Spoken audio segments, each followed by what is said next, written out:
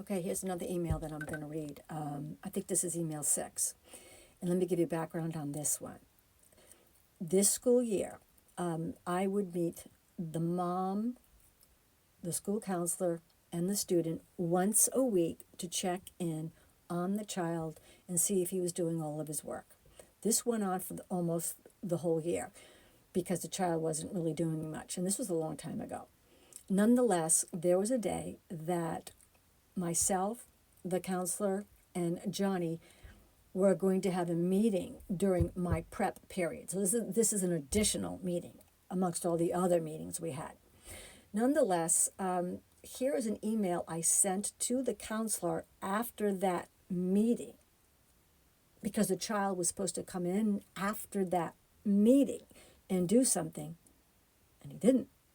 So let me read you the email I sent to the counselor, and I kind of just reiterated the meeting we had prior that day. I write, Susan, we just had a 40-minute conversation during my prep period, okay, with Johnny, approved by Mom, and the agreement was that Johnny was to come in at lunch every day to see me and catch up on work or do missing work. Johnny was to have started today, February 7th, blankety blank at 11:50 a.m. Johnny did not show up. I'm just reiterating the meeting, okay? So now here's the counselor's response to me. Hi, blankety blank. Right after finishing our conversation during the conference, I called Mrs. Blankety Blank to inform her about the teacher-student counselor conference we had with Johnny. I gave her the details of our conversation and, among others, that Johnny had agreed to go to your classroom every day at lunchtime at 11:50 a.m. I also informed her that Johnny will receive a consequence in form of writing a reflective essay any day he misses going to your room. She agreed with the intervention and with the consequence. After reading your last email, I called Johnny to my office and I asked him for an explanation about his absence to your room at lunchtime. He gave me a runaround about going to the bathroom, blah, blah, blah. I stopped him halfway through his story and made him call his mother to explain to her his situation. Mother was flabbergasted about his nerve and requested to keep Johnny after school so he could write the essay.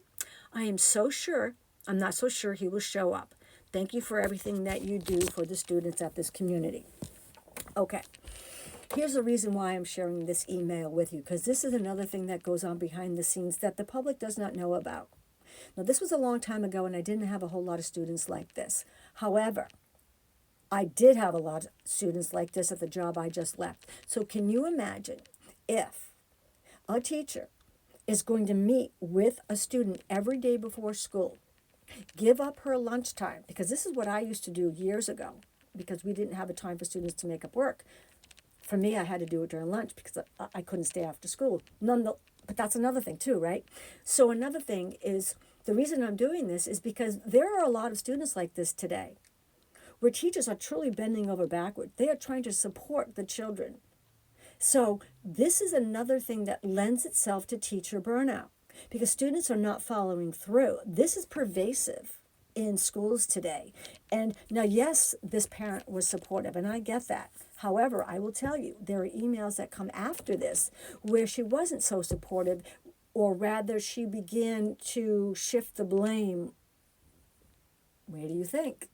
So the reason for this sharing of today is just another example of why teachers are burning out.